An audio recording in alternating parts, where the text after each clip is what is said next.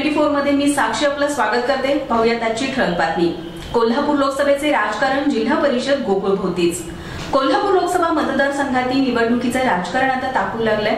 या मतदारसंघातील निवडणुकीचे राजकारण प्रामुख्याने जिल्हा परिषद आणि गोकुळभोवतीच दिसत आहे।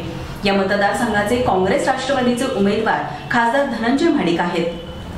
त्यांच्यासाठी काका अर्थात माजी आमदार महादेवराव महाडिक हेच निवडणुकीचे राजकारण हाताळत आहेत। पायाला चाके लावून गोकुळ संचालकांना घेऊन या निवडणुकीचा प्रचार करत आहेत। पण त्यांना लोकसभेएवढीच गोकुळच्या राजकारणाचीही काळजी दिसत आहे।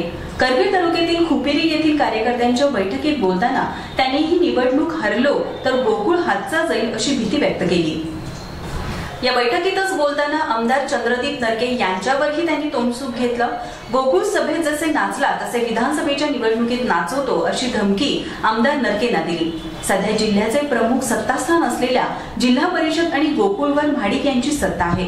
शौमिका महाडिक यांना अध्यक्ष करताना सदस्यांच्या बसचे सारथ्य आमदार महाडिक यांनीच केलं होतं।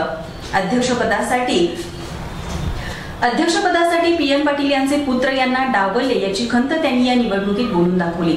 काँग्रेस जिल्हा अध्यक्ष प्रकाश आवाडे यांनी महाडिकांमुळेच तेथील सत्ता केल्याचं स्पष्ट केलंय। आमदार हसन मुश्रीफ यांनी गोकुळ आणि जिल्हा परिषद राजकारणाचा पाढा ज्येष्ठ नेते शरद पवार यांच्या समोर मांडताना महाडिक यांच्यावर नाराजी व्यक्त केली होती।